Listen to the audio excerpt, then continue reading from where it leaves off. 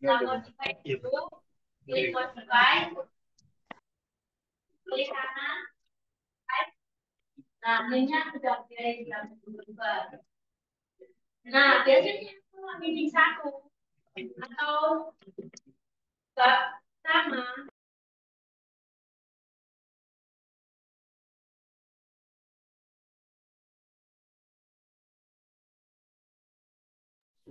Oke, Bapak langsung dimulai ya, Bapak ya, mohon izin.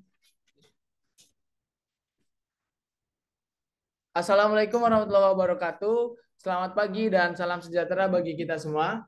Pertama-tama, marilah kita panjatkan puji syukur kehadirat Allah Subhanahu wa taala yang telah memberikan kita kesehatan dan kesempatan hingga kita dapat berkumpul di acara webinar pada pagi hari ini. Salawat dan salam tetap tercurah limpahkan kepada junjungan Nabi Muhammad SAW yang telah membawa kita dari alam kegelapan menuju alam yang terang benderang dan penuh dengan ilmu pengetahuan. Yang terhormat Bapak Dr. Agus Susilo, MMAK CAKIA, selaku pemateri webinar pada pagi hari ini. Yang saya hormati teman-teman, Bapak Ibu sekalian peserta webinar yang berbahagia. Selamat datang di acara webinar yang diselenggarakan oleh PT Arbain Media Publishing dengan tema strategi efektif untuk menulis dan menerbitkan artikel ilmiah di jurnal internasional. Sebelumnya izinkan saya memperkenalkan diri. Nama saya Muhammad Rizky Fahreza selaku moderator sekaligus MC pada webinar hari ini. Oke, sebelum masuk di acara intinya, izinkan saya untuk menginformasikan peraturan pada webinar hari ini. Yang pertama, mohon untuk peserta webinar on kamera dan menggunakan background yang telah disediakan oleh kami. Yang kedua, mohon untuk unmute saat acara webinar berlangsung kecuali pada sesi tanya jawab. Yang ketiga, peserta dimohon untuk tidak keluar Zoom terlebih dahulu karena di pertengahan acara kami akan kirimkan link presensi sebagai syarat mendapatkan sertifikat gratis. Baik, untuk mengefisienkan waktu, saya membacakan susunan acara pada webinar hari ini. Yang pertama, pembukaan. Yang kedua, menyanyikan lagu kebangsaan Indonesia Raya dan penayangan company profile PT Arbain Media Publishing. Yang ketiga, pemaparan materi oleh Bapak Dr. Agus Susilo, MMAK CAKIA. Yang keempat, sesi tanya jawab. Yang kelima, foto bersama. Yang terakhir, penutup.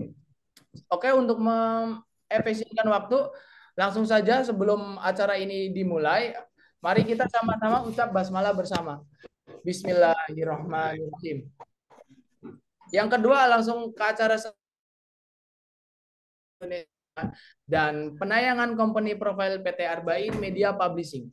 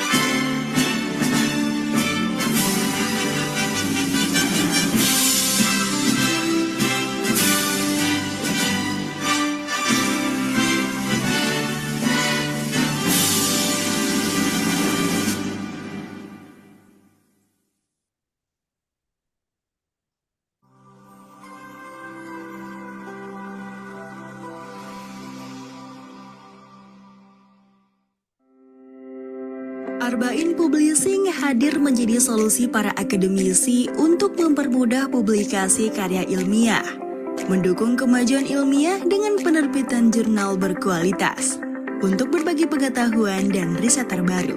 Arbain Publishing adalah penerbit digital terkemuka di dunia, dengan misi perubahan yang lebih baik guna penelitian yang dapat membuat perubahan nyata. Kami bersemangat menuju perubahan tanpa henti, dan menyelaraskan semua yang kami lakukan dengan tujuan pembangunan berkelanjutan. Kami adalah lembaga resmi berbadan hukum yang terdaftar di Kemenkumham, BRIN, dan Ditjen Dikti Kemendikbud Republik Indonesia. Visi: menjadi pusat penerbit digital karya ilmiah terkemuka menuju perubahan nyata secara berkelanjutan. Misi: meningkatkan kualitas publikasi dengan memastikan karya ilmiah yang diterbitkan berkualitas dan memiliki dampak positif dalam perkembangan ilmiah, mendorong inovasi dengan memberi dukungan para akademi untuk mengeksplorasi ide baru yang dapat mengubah paradigma dalam berbagai ilmu pengetahuan, memperluas akses dengan menerapkan model penerbitan terbuka bagi semua orang untuk mengakses karya ilmiah, mengintegrasikan teknologi dengan mengembangkan teknologi terkini dalam platform penerbitan digital, mengukur dan memantau dampak dari karya yang diterbitkan baik dari segi akademik dan sosial untuk memastikan bahwa kami terus bergerak menuju perubahan nyata secara berkelanjutan. Apa saja produk yang dimiliki Arbain? Produk yang kami tawarkan tentunya penerbitan jurnal internasional dan nasional, penerbitan jurnal terakreditasi, editing naskah, konversi tugas akhir menjadi jurnal, pengecekan plagiarisme, jasa sitasi, penerjemahan naskah, dan masih banyak lagi. Kami berkomitmen pada integritas dan transparansi dalam setiap publikasi. Publikasikan artikel terbaikmu bersama Arbain Publishing. Solusi publikasi mudah dan berkah.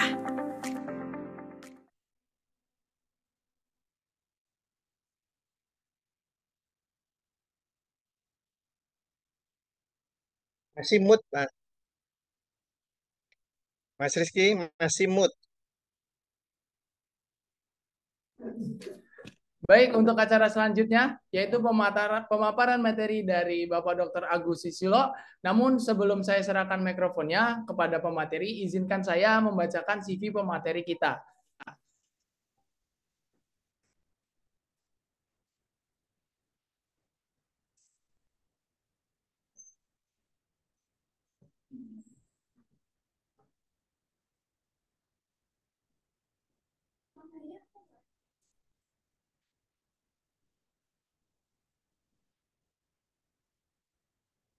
Yang pertama, nama lengkap Agus MBA Akirja,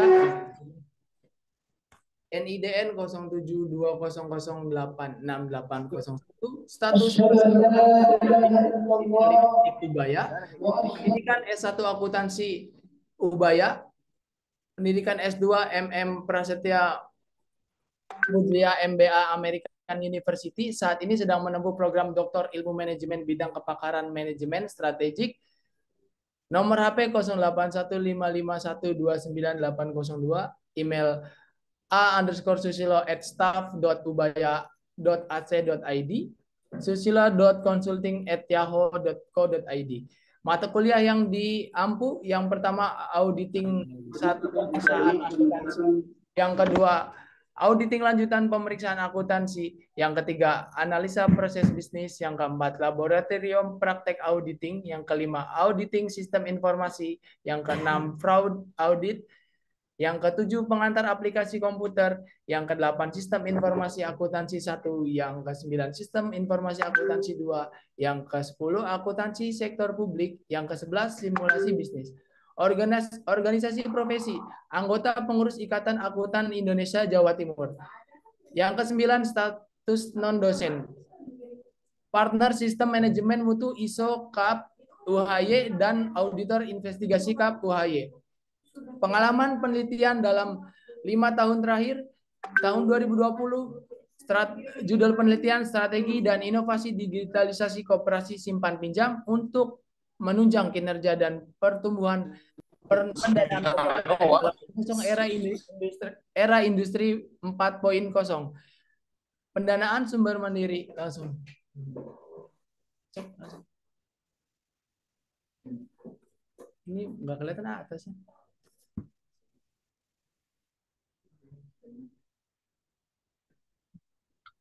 Oke, disingkat saja.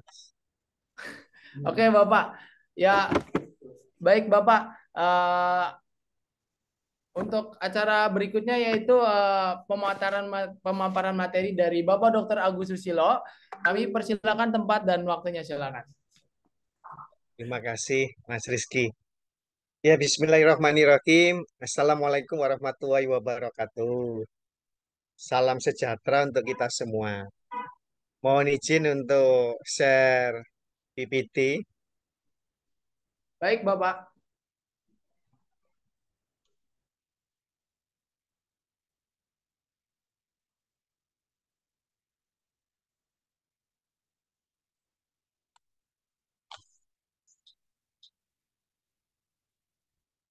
Apa sudah terlihat, Bapak Ibu dan teman-teman sekalian?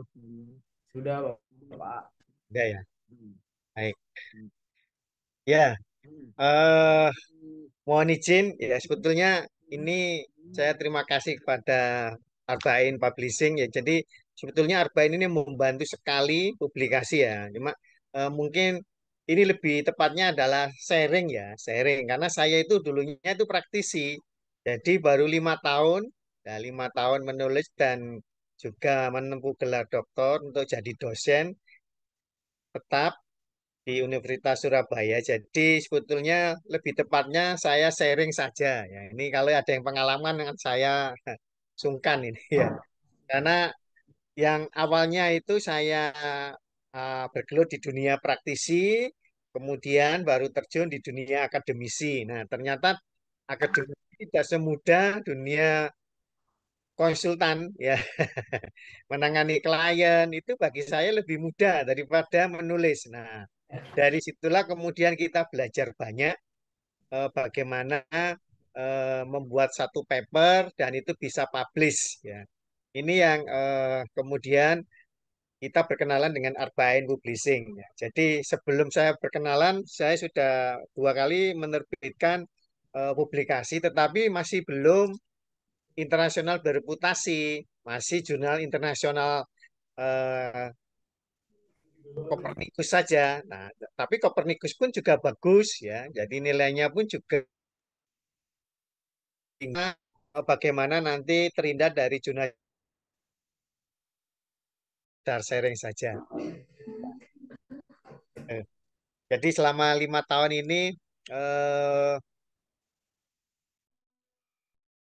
6 kali menulis dan mungkin sharing bagaimana eh, jika diterbitkan di jurnal internasional dan itu tanpa review ya tanpa review. Jadi saya 2 kali tanpa review langsung terbit. Nah ini yang juga sangat menyenangkan ya. Meskipun bahasa Inggris kita itu hanya sepotong-potong ya, sepotong-potong, tetapi bagaimana caranya, berbagai cara kita tempuh ya, termasuk nanti itu juga ada yang ahli bahasa ya, kita keluarkan dana ya nggak banyak sih ya, atau kita gunakan aplikasi.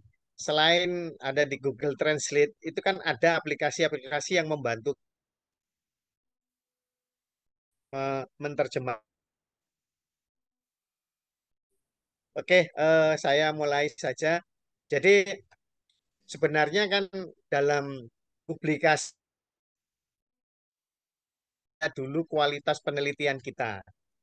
Jadi kualitas penelitian kita itu sebetulnya menentukan bagaimana tulisan itu bisa eh, diterima dan dihargai sebagai satu tulisan ilmiah. Karena kan sebetulnya tulisan yang ilmiah itu tergantung dari topik yang kita ambil. Di jurnal-jurnal Scopus atau jurnal-jurnal Copernicus itu sebetulnya kalau kita ambil topiknya itu yang ada greget gitu ya, orang itu penasaran kalau membaca topiknya. Nah, itu cenderung reviewer itu pasti ini coba dipelajari. Nah, itu. Kemudian kualitas penulisan. Nah, kualitas penulisan ini yang kadang ya dalam pembendaraan bahasa Indonesia kita ya itu memang kadang banyak pengulangan ya, banyak pengulangan. Nah, kalau kita tahu di bahasa Inggris itu kan biasanya kan simple ya. Kita mengenal tenses itu kan beda dengan bahasa Indonesia yang kalau kita menulis itu kadang ada banyak kata yang itu pengertiannya itu membuat panjang. Padahal kalau dalam bahasa Inggris itu kan singkat. Nah, kemudian referensi jurnal yang di daftar kepustakaan kita yang kita ambil, nah itu juga menentukan. Jadi ya minimal biasanya sih 25 gitu ya. 20-25 itu masih dilirik oleh reviewer ya. Kurang dari itu ya memang ada pertimbangan khusus ini untuk Scopus ya. Paling tidak kita dapatkan zona itu lebih dari 20-25, bahkan bisa 40. Nah, ini yang juga nanti jadi bahan pertimbangan. Kadang kan kita ya atau saya sendiri saat pertama menulis itu kita ada daftar pustakanya tetapi tidak inline dengan tulisan kita. Nah, ini referensi jurnal ini juga nanti betul-betul menjadi barometer bagi para reviewer. Kemudian hindari plagiarisme. Jadi kalau plagiarisme ini kan juga Bapak Ibu tahu teman-teman tahu sendiri ya. Ini nggak bisa hanya copy paste ya. Nah, kadang kalau memang itu kita sudah kehilangan ide, biasanya kita gunakan parafrase ya. Jadi kita bolak-balik kita gunakan parafrase itu sudah untuk menghindari plagiarisme. Atau kita cek sendiri ke Turnitin ya. Kita cek sendiri ya. Ini kan paling tidak di bawah 20% pasti diterima. Tuh. Kemudian kita perhatikan revisi reviewer. Revisi reviewer ini inti dari segalanya karena kalau kita nggak turutin itu biasanya akan menjadi lama. Meskipun topiknya menarik, tetapi ada revisi itu belum menjadi dasar kita untuk merubah. Nah, itu biasanya menjadi bahan pertimbangannya para reviewer. Nah, ini strategi yang harus kita lihat pada waktu kita menulis di jurnal internasional. Nah, coba kita lihat yang banyak diulas di Google ya. Saya juga ngambil di Google ya. 5 kesalahan kita dalam menulis jurnal itu kan seperti yang saya sampaikan tadi ya. Itu kadang berbelit-belit ya. Berbelit-belit karena kita pada waktu menulis dalam bahasa Indonesia kita terjemahkan semuanya. Nah, makanya kalau kalau kita ahli dalam bahasa Inggris pasti beda. Tapi kalau kita hanya di Google Translate ya atau ada aplikasi yang kita bisa pakai, itu kadang masih berbelit-belit. Maka itu yang akan menjadi apa ya? Straight to the point. Ya. Jadi straight to the point dalam menulis itu jadi pertimbangan kita. Jangan sampai dibaca itu memberikan persepsi yang ganda. Ini yang jadi bahan pertimbangan. Jadi jadi kalau kita lihat bahwa paragraf yang apa satu ide pokok ya diisi di situ itu sudah lebih bagus daripada banyak kalimat ya, tetapi menjadi bias. Ya, jadi satu ide saja, nah, itu kemudian diikuti dengan banyak deduksi ya, banyak kalimat memperjelas. Jadi penjelasannya itu bisa sampai 5 kalimat. Ya, ini yang harus kita hindari ya. Jadi disarankan untuk membuat kerangka penulisan dulu. Jadi kita buat outline-nya secara singkat, nah baru kita menulis. Nah, ini juga banyak pengalaman waktu saya nulis ya gitu. Ya, berbelit-belit gitu. Nah, sehingga eh, kalau kita coba publiskan ke jurnal internasional itu selalu dikembalikan. Nah, beda kalau kita langsung pakai bahasa Inggris yang tepat kalau di jurnal internasional. Nah, itu menjadi ketertarikan bagi reviewer. Jadi sama ya pengulangan berlebihan itu karena berbelit-belit itu ya. Kemudian penggunaan kalimat yang tidak penting. Jadi waktu kita masih sekolah, ya itu sering dulu guru kan mengajarkan kita menulis bebas. Nah, dari situlah kadang terbawa sampai sekarang ya. Menulis bebas kan kadang, apalagi kalau hukuman ya. Jadi kalau disuruh tulis bebas kadang diulang lagi ya. Paling Bapak Ibu guru nggak membaca ya. Nah, kita ulang lagi aja. Ini suruh nulis sampai puluhan bahkan ratusan. Saya ulang lagi. Nah, itu kadang terbawa kita. Jadi pada saat kita nulis itu secara nggak sengaja kita membuat satu paper tulisan itu atau skripsi atau apa tesis itu ada pengulangan di situ. Nah, ini. Jadi kalau kalau yang sudah pernah disertasi kan pasti ini ya. Kalau saya kemarin kan kita bawa ke jasa ini apa pusat bahasa ya, pusat bahasa untuk perbendaharaan katanya itu ya, ke BBI-nya itu. Jadi ya nggak apa-apa kita bayar, nggak mahal kita bayar, tetapi dia memberikan banyak revisi supaya nggak ada kalimat yang tidak penting di situ. Dari situ kita paham, oh ini. Ya, jadi kadang kita lupa ya dari tata cara bahasa itu wajar karena biasanya kalau sudah sampai tingkat akhir, teman-teman mahasiswa maupun teman-teman doktor itu lewat gitu, itu lewat ya. Jadi fokusnya hanya pokoknya segera selesai, segera selesai. Nah, tetapi dengan menggunakan bantuan dari teman-teman pusat bahasa itu juga akan membantu sehingga bahasa yang kita tulis tidak berulang-ulang. Kalau sudah bagus gitu, kita terjemahkan pasti bagus. Ya, kemudian penggunaan istilah yang salah. Ya, ini yang perlu kita pahami ya. Dari penggunaan istilah-istilah dalam metode pembelajaran atau penelitian itu menjadi penting. Jadi jangan sampai istilah itu nggak bisa dipahami.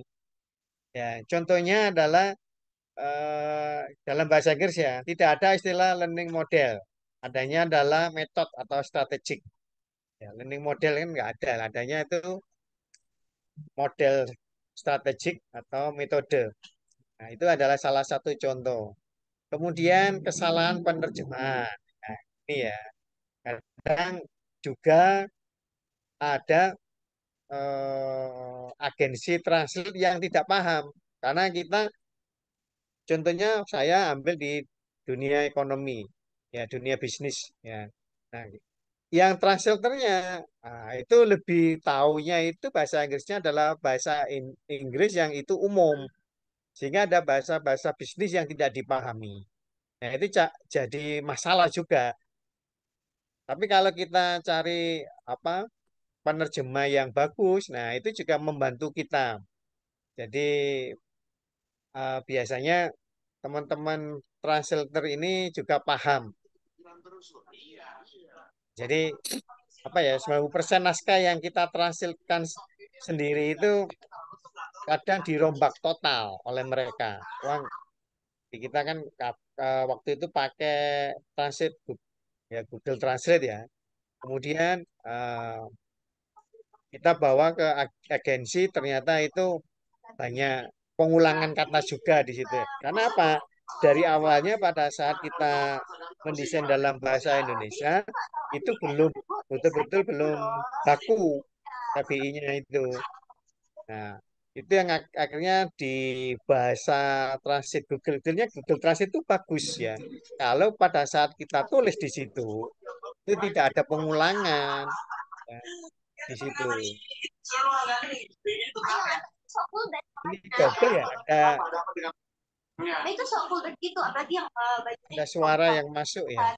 Mohon maaf Mas Adi. Dari Halo. admin aja. Suaranya keras ya. Algoritmanya kayak gitu ya. Oh, beda ya. Aku sih nggak pernah dapat Aku juga nggak sih. ada panik, ada panik. Kamu juga nggak kan ada? Apa? Halo? Algoritmanya kayak gitu. Iya, algoritma kayak gitu kan. Saya. Oke. Oh, Nah, coba kita lihat strategi dasar kita dalam menulis sebuah jurnal. Enggak, kalau itu enggak. Ya. Itu Double ini, Mas. berarti Om sukanya chat kayak gitu. Iya. Mungkin bisa di-mute dari admin. Sebentar Pak, soalnya ini Itu udah karena algoritmanya belajar, karena dilihatin lama. Iya. Benar. Apa yang interestnya kita kan? Iya. Kayak misalnya sepeda ya, yang Isinya semua sepeda. Nggak, di itu aja di mute aja. Aku isinya cewek-cewek selebgram. Karena aku suka lihat pose-pose. sama.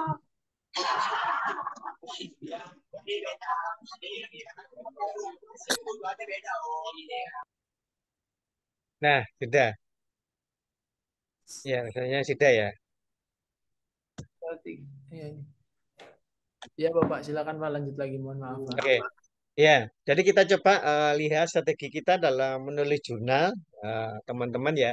Jadi kita, maaf, kita pilih topik yang menarik dan relevan.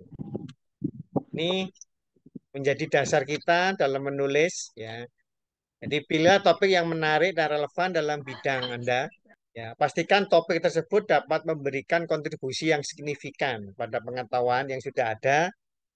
Jadi ada novelty lah paling paling tidak ya. Atau kalau yang itu masih skripsi, tidak perlu terlalu tinggi novelty-nya ya. Paling tidak mengulas meskipun itu kadang topiknya itu ambil dari skripsinya kakak kelas ya. Tetapi kan kita bisa ambil satu variabel yang lain kalau itu yang kuantitatif. Kalau kualitatif tinggal kita rubah dari arti deskripsinya itu.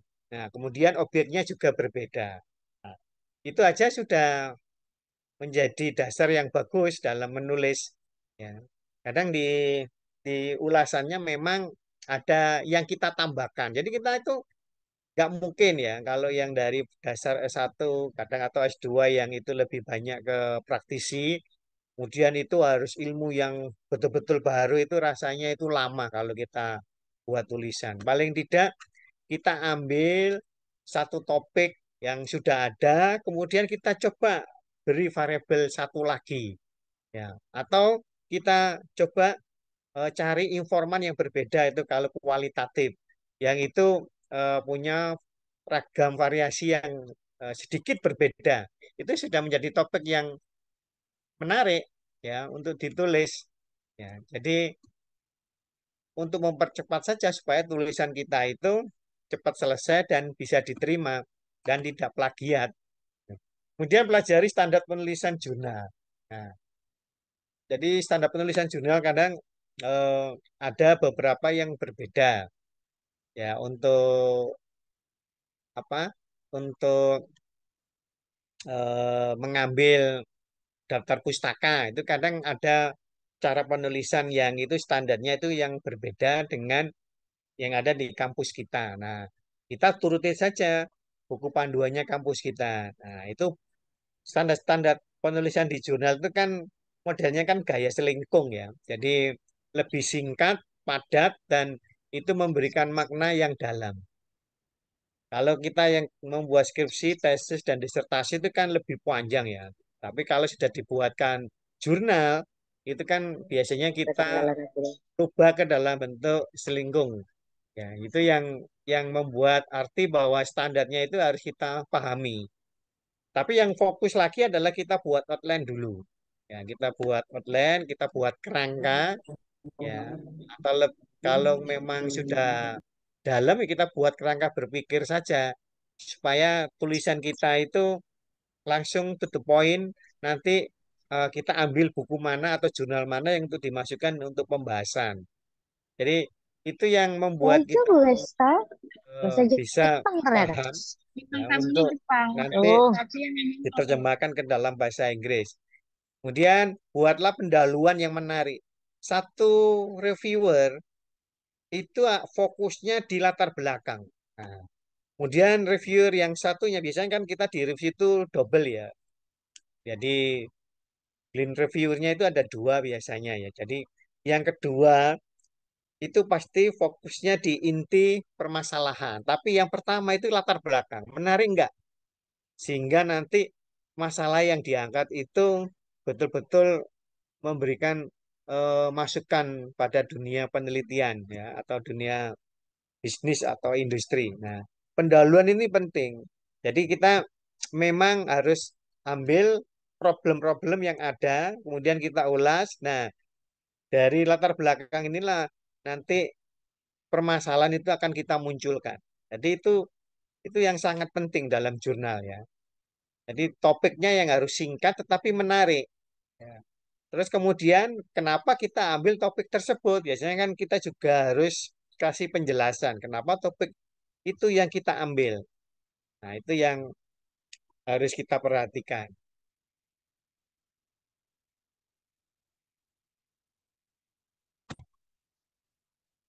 Macet ya, bentar. Nah, kemudian gunakan bahasa yang mudah dipahami. Ya. Jadi apakah itu nanti diterjemahkan ke dalam bahasa Inggris? Yang jelas bahasa Inggris pun tidak salah menerjemahkannya. Digunakan bahasa yang mudah dipahami, ya. Hindari penggunaan kata yang sulit dan jangan menggunakan bahasa yang terlalu formal. Pastikan kalimat yang mudah dipahami dan jangan terlalu panjang. Ini ini yang harus kita pakai untuk dasar kita dalam menulis. Kemudian jelaskan metodologi dengan rinci. Ini yang penting ya. Karena di dalam jurnal internasional metodologi ini adalah cara kita yang kita gunakan untuk melakukan penelitian. Jadi kadang kan kita nggak paham ya. Kadang metodologinya ini apa gitu. Kadang ada yang nggak tahu kalau kita gunakan apa metodologi kuantitatif atau instrumen atau kualitatif. Nah, itu aja kadang bingung ini. Dan itu yang harus kita jelaskan di metodologi kita. Atau kita gunakan mix method ya. Jadi itu yang harus dijabarkan di dalam metodologi di saat kita membuat jurnal. Nah, ini beberapa trik jitu untuk menulis ya yang efektif dalam jurnal internasional. Sama tetap kita pilih topik yang menarik dan relevan. Jadi langkah pertama ini adalah topik ya dalam bidang keilmuan yang sesuai dari bidang kita. Kemudian pastikan topik itu unik, ya. Unik, ada novelty atau kebaruan dan kontribusi signifikan bagi ilmu pengetahuan. Dan itu sudah menarik. Kemudian lakukan riset yang mendalam untuk memastikan bahwa topik yang diambil belum pernah dibahas di jurnal internasional lain. Jadi mungkin Bapak Ibu ya saya S3 saya itu sampai yang paling akhir ya. Saya tempuh 7 tahun hanya untuk riset ini saya lakukan hampir 3 tahun ya. 2,5 tahun lebih saya menggunakan riset ini. Ya, jadi hanya untuk mencari kebaruan yang banyak ini yang kesalahan saya dulu. Padahal kebaruan itu tidak harus banyak ya. Sedikit saja itu mengandung yang belum pernah ditulis di dalam jurnal internasional atau jurnal-jurnal di nasional itu sudah menjadi topik kebaruan. Nah, itu kesalahan saya dulu itu. Tetapi begitu saya menulis tanpa ada revisi. Nah, setelah kita paham tapi kemudian pahami author guideline jurnal yang dituju. Jadi kita pelajari dengan cermat panduan di jurnal itu, termasuk format penulisan, gaya bahasa, tata cara citasinya, jumlah maksimum kata, ya. Kemudian maksimum plagiasi. Ini kan ketentuan ini kita bisa cek sendiri di Tunuten ya. Kemudian jumlah halaman yang menjadi pertimbangan. Nah, jangan sampai halamannya sekian, ya, kemudian kita bablas lebih banyak. Itu yang kadang reviewer akan menolak dan persyaratan lainnya. Nah, pada author guideline, tiap jurnal memiliki aturan yang berbeda-beda. Kemudian eh, yang ketiga ini kita perkuat artikel kita dengan data dan bukti. Jadi data dan bukti yang kuat ini menjadi fondasi utama artikel ilmiah yang berkualitas. Kita harus bisa sajikan data yang akurat, relevan dengan topik penelitian. Kita gunakan berbagai bentuk data ya. Apakah itu tabel, grafik, gambar, bahkan statistik. Untuk kuantitatif ini kan pasti banyak mengandung data statistik. Nah, untuk memperjelas dan memperkuat argumen. Kemudian lakukan proofreading dengan matang. Ini yang saya bilang tadi itu ya. Kita bisa gunakan pusat bahasa Indonesia. Ya, itu mereka memang mau untuk melakukan apa pengecekan kata yang berulang-ulang atau dalam ejaan bahasa Indonesia yang benar sebelum kita terjemahkan ke dalam bahasa Inggris. Nah, untuk memastikan tidak ada kesalahan ejaan. Kalau teman-teman yang ahli dalam bahasa Inggris ya langsung aja ya. Jadi tenses dan grammarnya sudah bagus, ya langsung nulis. Tapi kalau seperti saya ini ya bahasa Inggrisnya itu hanya separuh-separuh katakan gitu ya, tapi harus di jurnal internasional karena itu syarat penerbitan ya. Kita harus lakukan bahasa Indonesianya aja yang bagus dulu. Hingga waktu diterjemahkan ke dalam bahasa Inggris atau bahasa internasional, nah itu bisa diterima. Nah, ini juga menjadi dasar kita dalam melakukan penulisan. Kemudian gunakan sumber referensi yang kredibel. Ya. Jadi kita pastikan di dalam daftar pustaka kita sumber informasi yang kita ambil itu bukan hanya omongan gosip. Kadang kan kita bisa ambil di website ya. Jadi betul-betul itu ada dasar risetnya.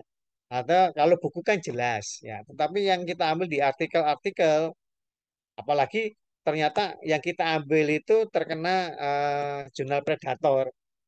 Nah, itu nanti akan jadi masalah. Nah, nanti kita harus cek ya di skema Gojir ya. Jadi skema Gojir itu kan untuk melihat ranking ya, ranking jurnal. Kalau Scopus itu kan rumahnya indeks ya. Jadi kan Scopus kan rumahnya karya tulis bereputasi secara besarnya itu kan untuk mengindeks. Tetapi kan skema Gojir kan untuk meranking ya, ya untuk meranking. Ya. Kemudian kita pakai bilis ya. Bilis ini kan untuk melihat apakah itu predator atau enggak. Nah, sekarang kalau kita ingin diterima di publikasi jurnal internasional ya, saya ambil dari lamannya Instagram Dirjen Dikti itu ya. Jadi itu kita harus rencanakan alur penulisan jurnal ya, kita buat rencana yang matang terlebih dahulu sebelum kita memulai penelitian. Ya, dimulai dari membuat kerangka berpikir tadi itu agar penelitian yang kita lakukan terarah dan buat garis besar artikel hingga buat setiap bab langkah demi langkah ya. Per babnya itu kita buat outline-nya dulu ya. Lebih bagus lagi kita menulis bersama tim.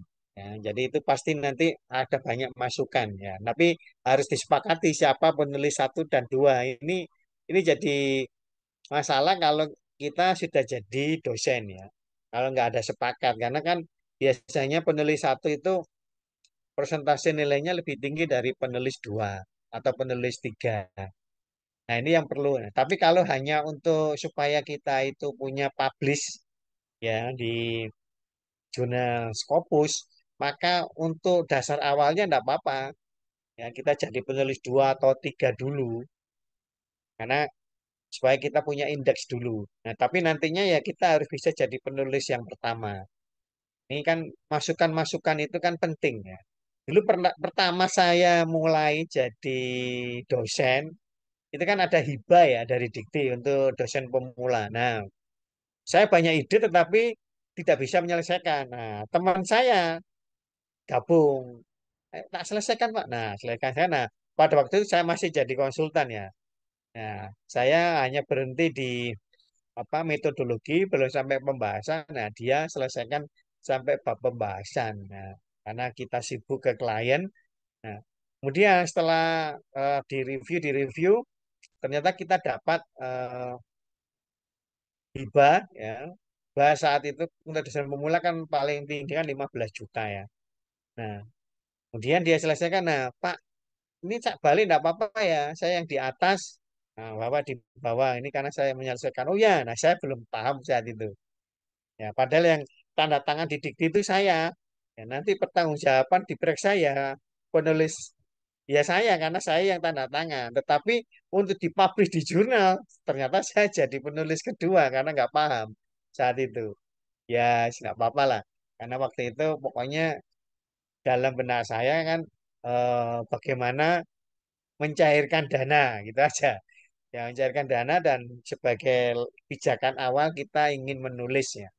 Jadi memang tidak mudah dari dunia praktisi, kemudian harus menulis. Nah, ini memang beda dengan yang langsung terjun sebagai peneliti atau sebagai dosen.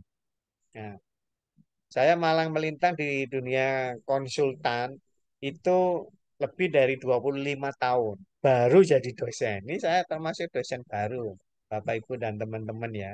Sehingga saya diminta Arbain untuk ikut sharing-sharing ya pengalaman bagaimana pertama kali menulis ke jurnal internasional ini. Nanti saya lihatkan reviewer dari jurnal saya yang kiriman dari eh, tim tim jurnal internasional. Kemudian kita harus miliki referensi yang cukup. Ya, saya sebutkan tadi ya minimal 20-25 referensi ya. Gitu. Setidaknya artikel yang kita jadi referensi itu berkualitas. Jadi atau enggak ya lebih baik lah. Ya, karena ini untuk Scopus ya, untuk jurnal internasional berputasi harusnya lebih baik. 20 sudah jadi pertimbangan reviewer. Perhatikan tujuan dan ruang lingkup jurnal. Jadi sebelum mengajukan publikasi ke jurnal yang kita tuju, pastikan artikel ini telah sesuai dengan tujuan dan ruang lingkup jurnal tersebut, ya, atau jurnal terkait.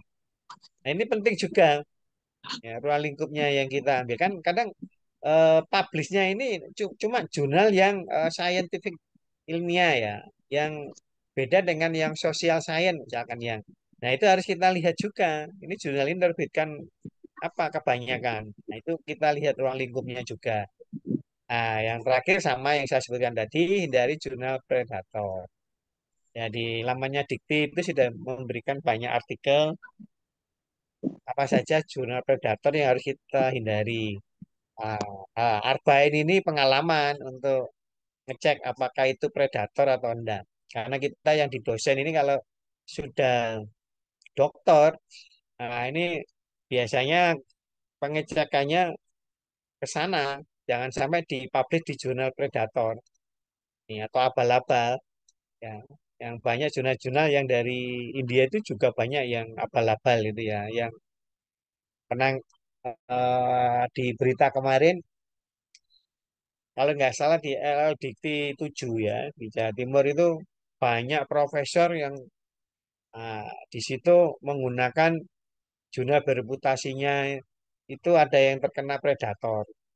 Padahal di situ dia sudah dikukuhkan jadi profesor.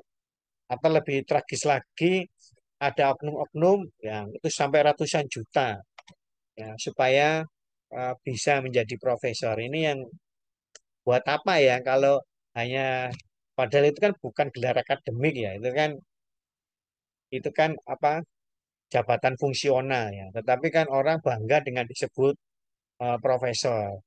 Tetapi ternyata dia tidak paham dengan tulisannya karena kadang tulisannya itu dibuatkan ya atau dipublish di jurnal Predator. Kemudian kita bisa gunakan jasa. Nah, ini salah satunya ya Arbain Publishing ini. Nah, tapi kalau nanti Anda itu ya jangan dilepas ya. Memang bagus. Ya Arbain memberikan banyak pilihan. Anda bisa ngecek sendiri nanti apakah itu predator atau enggak sebelum nanti jadi masalah. Nah, ini beberapa eh, contoh jurnal ya yang harus eh, termuat ya. Kalau di nasional kita kan ada Google Scholar ya. Kalau di Google Scholar itu kan pasti nanti akan bisa lihat citasi. Ya di situ di nggak hanya dilihat tetapi diambil oleh beberapa teman-teman mahasiswa eh, topiknya itu untuk kemudian dikembangkan ya, dijadikan di daftar pustaka. Kan kita bisa lihat di citasinya itu di Google Scholar itu.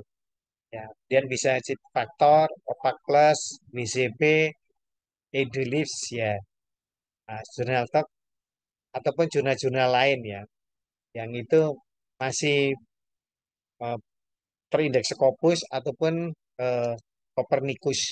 Ya, jadi Saya coba sharingkan yang saya diterima pertama kali nulis, kemudian diterima.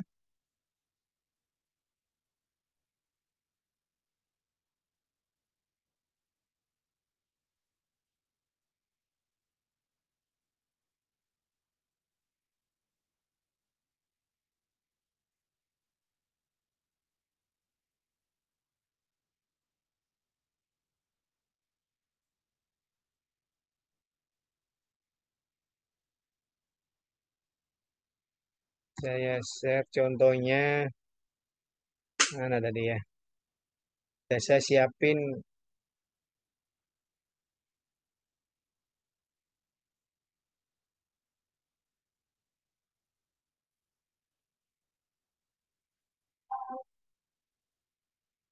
bentar, bentar.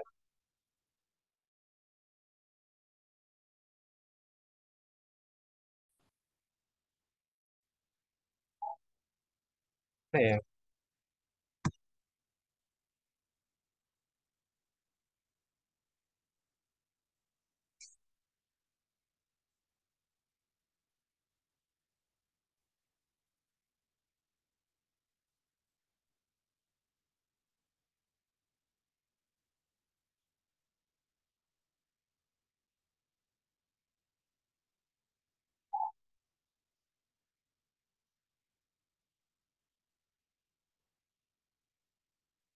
oh, belum, belum, bukan, bukan.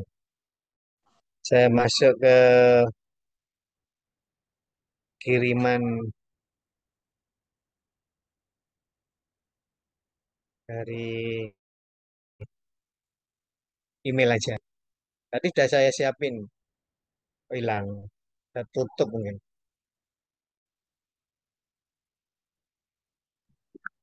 Buka, buka, buka. Nah,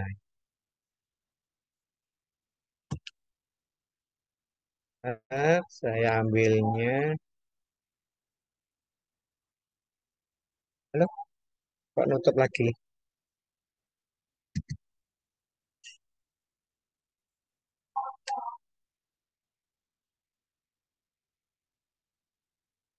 Ini, nah,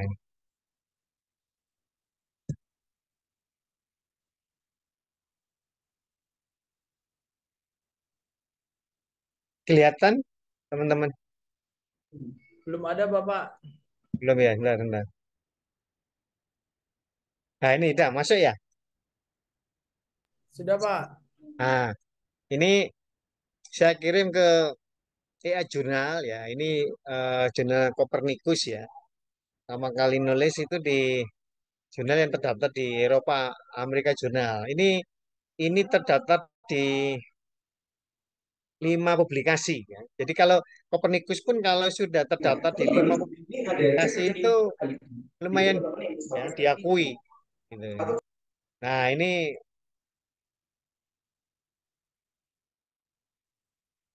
yang saya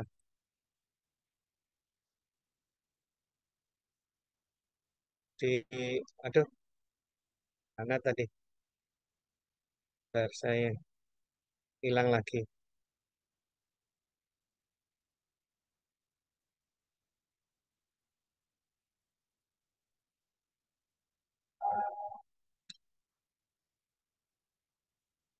Nah, ini ada jawaban dari kita sudah dapat, istilahnya kan ini kan loanya ya, loanya itu. Jadi manuskrip ID-nya ini sudah diterima, kemudian di sini dijelaskan bahwa jurnal ini berafiliasi dengan British Research Institute UK, kemudian Eropa Research Institute, ya. Dan ini tidak ada tidak ada koreksi. Ini publish your paper without any correction. Nah, jadi seperti ini yang kalau teman-teman ini kan saya sebetulnya bertiga ya, menerbitkan ya masing-masing ya. Nah, teman-teman itu ada yang harus harus dikoreksi ulang, ada yang dapat masukan. Nah, ini saya nggak dapat masukan apa sudah oke. Nah, biasanya sih kemudian muncul biayanya ya. Nah, ini biayanya waktu itu kita kalau nggak menerbitkan minta fisik, kita diminta untuk membayar 86,50 pound ya, pound sterling ya. Tuh. Itu sekitar 2 juta berapa gitu loh Pak saya. Atau kalau yang minta cetakan, nah itu bisa 166 pound sterling ya. British ya, pound British ya, pound British ya. Nah, dia sebutkan juga bahwa ya review keduanya ya double blind reviewnya dia sebutkan juga merujuk pada review pertama biasanya ketertarikannya itu pada topik ya pada topik itu yang kemudian dinilai biasanya ada penilaian ya dari skala 1 sampai 5 ya. Ya ini paling rendah 3. Jadi ada penilaian 5, yang 5 ini kan excellent ya. Atau baik sekali, baik, cukup, ya kurang dan kurang sekali kan gitu ya. Dari relevansinya tema pada jurnal, kontribusinya di akademisi, kemudian structure di penulisan paper itu dan standar bahasa Inggrisnya. Nah, ini sudah dinilai 4 ya. Jadi mungkin karena kita ambil cuma satu topik ya, kontribusinya di dunia akademik kita dinilai rata-rata ya karena novelty-nya nggak terlalu banyak ya, katakan gitu. Ya, kemudian metode risetnya nah, ini dinilai 4 ya.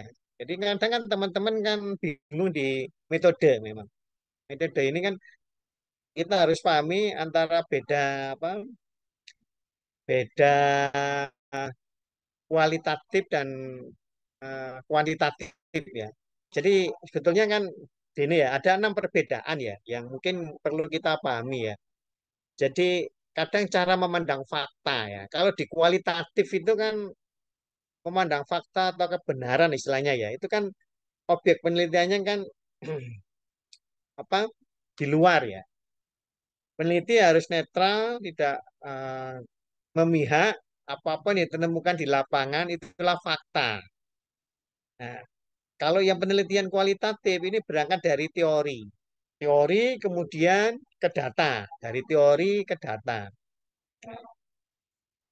Nah, ini ya. Kemudian kualitatif itu memandang fakta kebenaran ini kan menginterpretasikan data. Jadi menginterpretasikan data itu kan membuat deskripsi.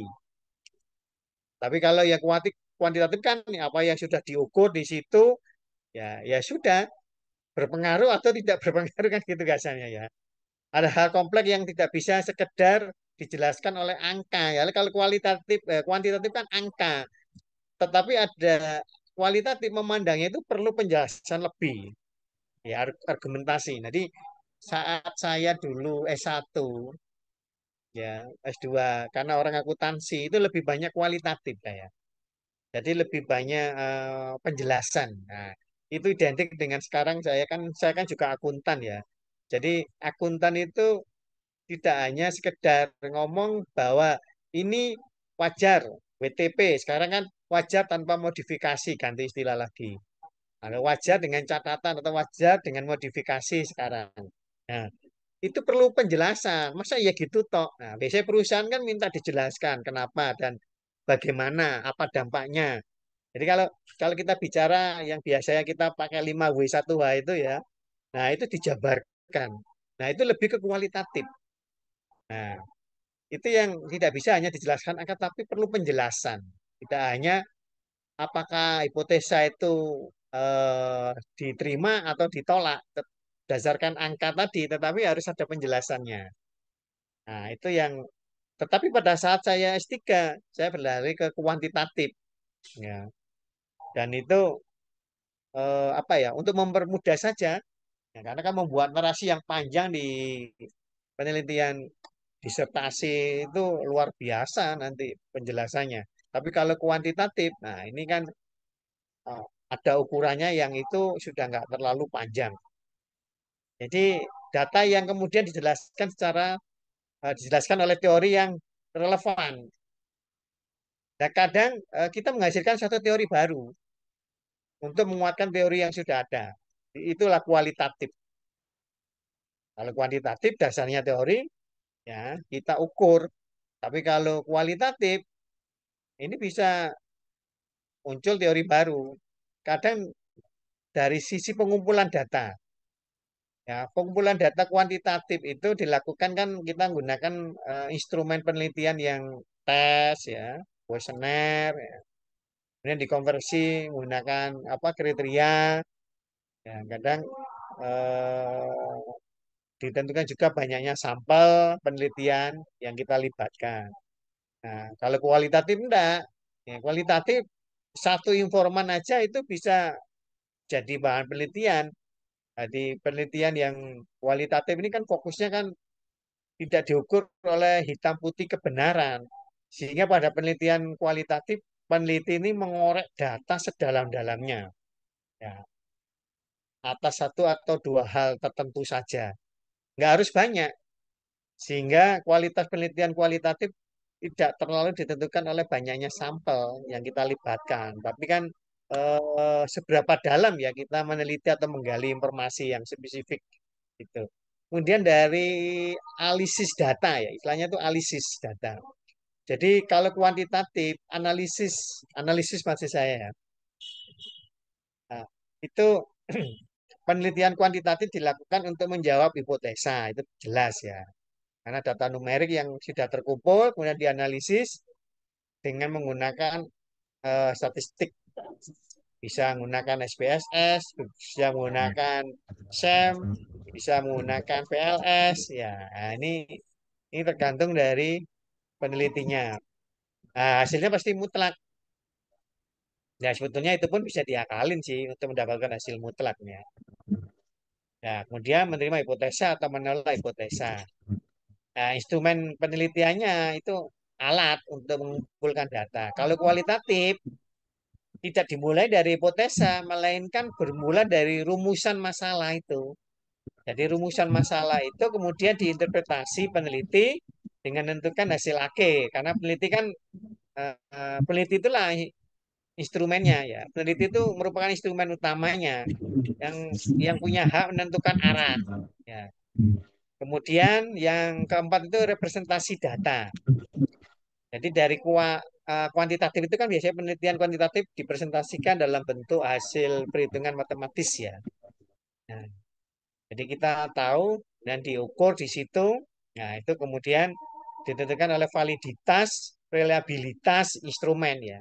Jadi validitas, reliabilitas, yes, itu selalu ya, yang kita gunakan. Kalau kualitatif, interpretasi penelitinya sebuah fenomena. Nah ini, fenomenanya apa?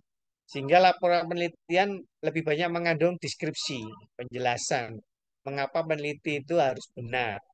Apa dan siapa saja yang mendukungnya. Kalau penelitian kualitatif memang tergantung pada triangulasi ya. Triangulasi itu yang dipakai. Di mana hasil penelitian harus dikonfirmasi dengan hasil penelitian lain. Kalau nggak dikonfirmasi ya berarti salah ini. Jadi ada pandangan ahli lah, istilahnya itu masukan validasi seorang expert. Ya. Kemudian implikasi hasil riset. Nah, kalau kuantitatif ini biasanya kan fakta teori yang berlaku secara general ya, digeneralisasi. Harus bisa digeneralisasi, itulah model kuantitatif. Kapanpun dan dimanapun fakta itu berlaku. Kalau kuantitatif tadi ya, kalau kualitatif, penelitian kualitatif ini memiliki implikasi yang terbatas. Ya, tapi pada situasi-situasi tertentu, sehingga hasil penelitian kualitatif tidak bisa digeneralisasi dalam setting yang berbeda. Nah, karena kan macam metodenya ya, kalau kuantitatif kan eksperimen, survei, korelasi, regresi, analisis jalur, ya selalu gitu. Kemudian expose expose faktor. Kalau kualitatif, fenomenologi, etnografi, studi kasus, histori, nah, atau grounded teori. Itu bedanya, ya, teman-teman. Yang ya mungkin teman-teman juga paham lah dari itu. Jadi ini sekedar sharing saja ya. Mungkin banyak pendapat, mungkin bisa menambahi di situ dari teman-teman. Itu dia kalau ditengok story Ini hasil story. riset review yang dari Blind Reviewer ini sudah ada dua-duanya dan semuanya skornya 345 gitu. Nah, jadi itu yang mungkin bisa saya sharingkan. Eh, Kemudian kita ke sesi tanya jawab mungkin ya. Ini sharing-sharing gitu. Ya Ya. betul Bapak. Udah ini ya Bapak ya. Terima kasih. Terima kasih banyak kepada Bapak Dr. Agus Susilo atas pemaparan materinya dari penjelasan tadi ya. Kita telah mendapatkan ini wawasan mengenai apa saja kesalahan umum penulis yang harus dihindari dan strategi dasar dalam menulis. Semoga pemaparan tadi ini dapat menambah ilmu pengetahuan dan juga dapat bermanfaat bagi kita semua untuk kedepannya. Amin ya rabbal alamin. Amin, amin. Selanjutnya kita memasuki acara sesi tanya jawab. Bagi yang memiliki pertanyaan, silakan tuliskan di kolom chat atau bisa menggunakan fitur raise hand untuk menyampaikan pertanyaannya. Silakan saya persilakan untuk tiga pertanyaan saja. Boleh ditulis di kolom chat atau gunakan fitur raise hand-nya buat teman-teman semuanya silakan.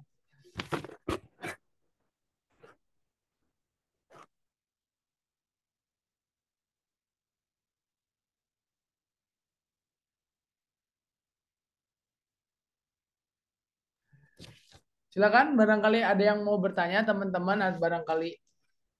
Enggak, mungkin mbaknya gitu kan. Aku bukan nggak masalah tua atau mudanya gitu, Pak.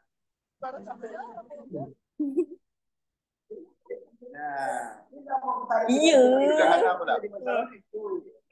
Ya mungkin teman-teman kalau apa ngecek apakah itu takut predator itu bisa buka laman ya. Ya. Bilis ini ya. Halaman bilis ini kemudian Anda ketik nama penerbitnya itu akan kelihatan. Ya. Maka ya itu kena predator atau enggak. Jadi selain kita cek di rankingnya di skema Gojir, kita cek di bilis ya.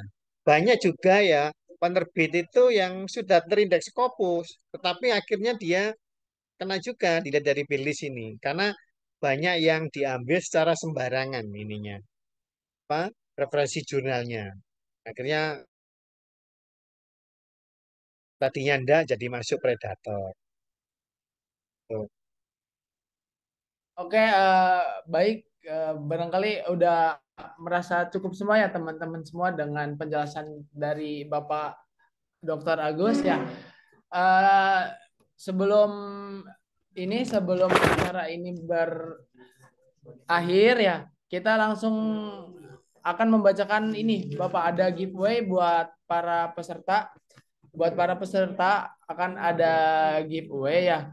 Untuk giveaway ini syaratnya gini. Jadi untuk peserta yang hadir dari awal hingga akhir acara webinar ini dan yang kedua ini memiliki naskah atau ini file artikel untuk dipublish. Jadi syarat dan ketentuannya. Mas mohon maaf Mas Rizky ada yang tanya itu di chat. Oh boleh siap. Ya ini dari Mbak Novi. Jadi selamat pagi Pak, izin mau tanya, saya lagi mau nyusun skripsi. Nah objeknya PTS Sekota Palembang ya, perguruan tinggi swasta di Kota Palembang. Kemudian ada 9 yang saya ambil. Nah, tapi saya bingung, apakah bisa 5 sampel PTS saya ambilnya? Ya bisa ya. Jadi tidak harus semua. Jadi sebutkan saja. Jadi di latar belakang nanti langsung disebutkan saja bahwa 5 sampel perguruan tinggi saja yang kita ambil. Mungkin ada karakteristik yang berbeda. Mungkin diambilnya 5 itu dari sisi akreditasinya yang unggul, atau akreditasinya yang baik sekali atau yang tidak. Nah, kemudian dari sisi karakteristik perguruan tingginya itu ya lebih banyak menelurkan dari apa lulusannya. Mungkin lihat dari outcome-nya lebih banyak diterima di perguruan tinggi atau tidak. Boleh ya, boleh saja nggak harus semua disebutkan ya. Hampir sama kayak studi kasus lah. Tapi ini bukan studi kasus, cuma kita ambil dari 5 sampel saja yang kita teliti. Nggak harus semua kok. Ya, di disertasi juga begitu. Di disertasi itu boleh ya kita ambil katakan sekota Surabaya karena saya di Surabaya itu ya yang saya ambil itu yang perguruan tinggi yang unggul saja. Jadi katakan UNER, ITS, UNESA, perguruan tinggi negeri ya. Nah, yang kita teliti. Nah, itu pun prodinya apa ya kita fokuskan. Nah, itu boleh gitu ya. Boleh asal nanti pada saat kita ambil kalau itu kuantitatif ini lebih lebih mudah kalau kuantitatif. Kita ukurnya pakai pakai apa? Data statistik ya. Kita lebih mudah pakai SEM atau PLS. Nah, kemudian kita ukur di situ. Kalau saya sih lebih pengalaman pakai PLS atau pakai SPSS. Saya nggak pernah pakai SEM ya. Ya lebih banyak pakai PLS ya itu. Itu sebetulnya sama itu. Cuma PLS ini lebih mudah bagi saya untuk ngukurnya. Bisa belajar di YouTube juga. Gitu. Boleh. Oke, untuk selanjutnya ada nih Pak dari Septian Zaluku, izin bertanya Pak, apa tips untuk mengatasi revisi dari reviewer yang seringkali memerlukan perbaikan besar dalam artikel yang diajukan? Ya, itu yang benar ya ini Mas Septiawan. Ya, jadi kalau reviewer itu minta ini harus jelas fokusnya arah temanya apa. Nah, itu yang harus kita otak-atik di situ. Temanya itu kadang kabur, ya bias. Nah, kemudian ini masih kurang dari sisi untuk referensi atau ada pengaburan. Jadi pengaburan karena apa? Daftar pustaka yang terdaftar di situ belum mendukung dari topik. Nah, itu segera dirubah seperti itu. Ya memang agak susah kalau kalau ternyata kita ambil dari referensi daftar pustaka itu pokoknya asal banyak tetapi tetapi tidak apa tidak mendukung. Jadi kan kan idealnya kan gini ya. Kalau kita ambil referensi ya, jadi referensi dari salah satu peneliti, nah dia itu neliti apa, sekarang kita neliti apa. Nah, kan kadang kan yang paling simpel kan apakah ini kelompok yang diterima di hipotesisnya atau yang ditolak. Itu saja kalau yang kuantitatif. Nah, kita kelompokkan yang diterima ini, tetapi belum ada variabel yang saat kita teliti yang sekarang ini. Ini ditolak. Lah, kenapa ditolak? Nah, padahal saya mengedarkan, padahal yang ditolak ini bisa nanti ini menjadi pertimbangan untuk masa sekarang. Nah, itu ajukan di situ. Ya memang kadang kita nggak pahami apa yang dimaksud reviewer ini kok ditolak. Tuh. Nah, tapi kalau kita paham bahwa hal-hal seperti itu untuk mendukung kejelasan dari topik. Makanya kan topik ini yang paling ini ya, paling utama. Jadi topik yang kita angkat di latar belakang ini harus jelas dulu. Jadi kalau kita menarasikan latar belakang itu betul-betul itu ada tali benang merahnya ya. Karena kan kadang lompat kita menjelaskan ini lompat loh. Kok tiba-tiba ngomong yang lain padahal itu sudah kita rangkai. Jadi kalau bisa itu gini, nyusunnya itu kita lihat dari mulai kacamata internasional, ke nasional, ke nasional, ke regional, baru topik kita. Nah, topik kita ini apakah ada tali benang merahnya ke internasional? Kalau enggak apa-apa di regional, tetapi ada simultan di situ, ada keterkaitan. Reviewer kadang kan lihatnya begitu. Ini kok tiba-tiba lompat. Nah, sudah dijelaskan bahwa sekarang ini ada kasus seperti ini, tapi kemudian kita ambil yang itu nggak ada korelasinya. Kadang seperti itu sih. Ya. Ada lagi dari Mas Anto ya. Untuk publis di jurnal internasional, apakah bahasa Inggris yang dituliskan boleh memakai? Boleh, boleh banget. Ya. Ini anu dari Arbain ini sering bantu. Ya. Kapan hari saya udah lah pakai Google aja dari pakai terjemahan nggak punya dana saya pakai Google Translate-nya coba kita setelah kita Google Translate kita baca jangan jangan nggak dibaca. Ya kan kita sedikit kan tahu lah ya. Khawatirnya nanti nggak nyambung. Nah, kita baca, nah, kemudian kita kirim ke Arbain. Nah, Arbain kapan hari kita diterbitkan ya, Mas Rizky ya, Ya, di, betul, Bapak. di Sinta, di Ada empat, Sinta 4, betul. di Sinta Iya. 4. Kita pakai bahasa Inggris, gitu. Nah, ini boleh, ya, boleh dibaca lagi, dibaca lagi. Ya. So, Ada satu pertanyaan lagi nih Pak dari Mas Zukruf. Kalau untuk submit ke jurnal internasional, apakah referensi dari jurnal artikel harus dari jurnal internasional juga? ya, wajib gitu. Ya. Kalau jurnal internasional ya harus kita. Tapi misalkan ya, ini kalau yang Kopernikus ya Anda ambil dari jurnal nasional boleh. Nah, jurnal nasional boleh. Tapi kalau yang Scopus ya paling tidak persentasenya harus banyak yang dari jurnal internasional jadi referensi. Tapi kalau kalau masih S1, S2 masih masih bisa diterima lah. Ya, nanti ini biasanya Arbain membantu itu nanti. Ya, tapi kalau yang kita sudah S3, wah ini susah. Kalau hanya nasional, harus lebih banyak internasional ya. Paling tidak 80% itu sudah internasional lah. Jadi jangan yang referensi lokal. Kalau bisa yang internasional. Ya ada lokal. Ya, tuh. Jadi banyak kok untuk melihat melihat yang free itu.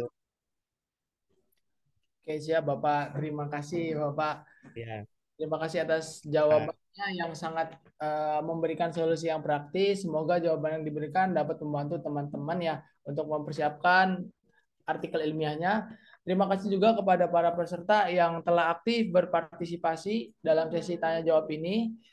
Eh, Baik, sebelum beranjak ke acara sesi foto bersama, kami mengadakan giveaway untuk peserta yang hadir di acara webinar pada hari ini. Syarat dan ketentuannya untuk mendapatkan giveaway-nya di antara lain sebagai berikut. Yang pertama ini untuk hadir untuk teman-teman hadir dari awal hingga akhir di acara webinar ini. Yang kedua ini sudah memiliki naskah yang sudah di template jurnal dengan tingkat plagiasi maksimal 20%. Mohon didengarkan ya teman-teman karena ini syarat dan ketentuan untuk giveaway-nya.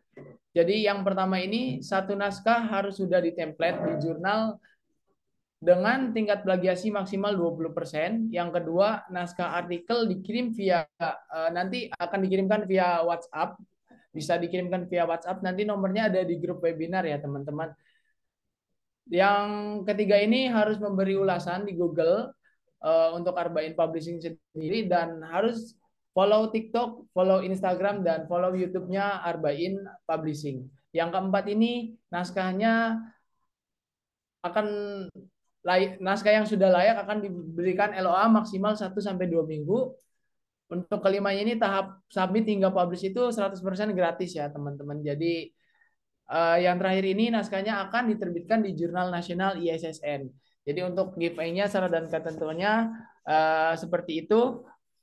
Untuk acara selanjutnya kita akan memasuki sesi foto bersama. Bagi semua peserta mohon untuk on kameranya agar kita bisa mengabadikan momen webinar nasional pada hari ini. Silakan, kami akan memberikan untuk semuanya bersiap. Memberikan waktu, silakan. Boleh on kameranya semuanya teman-teman. Boleh on kameranya, silakan. Saya hitung mundur ya. Teman-teman yang lain barangkali on kameranya dulu untuk sesi foto bersama, silakan.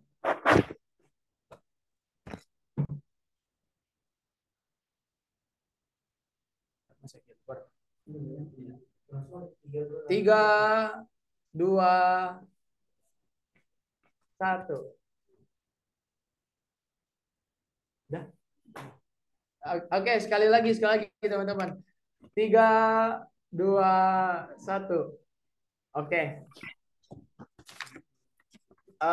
Untuk Gini, baik Bapak Ibu semuanya, teman-teman semuanya, terima kasih banyak atas partisipasi aktifnya dari semua peserta dan pemateri kita yang sangat luar biasa Terima kasih. dan telah memberikan ilmu pengalaman berharga mengenai efektif untuk menulis dan menerbitkan artikel ilmiah di jurnal internasional. Semoga apa yang dapat memotivasi kita dan mempermudah langkah kita semua dalam menghasilkan karya ilmiah yang berkualitas. Jangan ragu untuk terus belajar dan mengembangkan diri di dunia publikasi karena tulisan kita bisa menjadi kontribusi nyata bagi perkembangan ilmu pengetahuan. Untuk informasi lebih lanjut mengenai materi atau agenda acara berikutnya, jangan lupa follow akun media sosial Arbain Publishing. Akhir kata, saya selaku moderator, mohon maaf bila terdapat kesalahan. Terima kasih atas perhatian dan partisipasinya dan sampai jumpa di webinar selanjutnya. Selamat siang. Terima Selamat kasih. siang. Terima kasih. Mohon maaf. Assalamualaikum warahmatullahi wabarakatuh.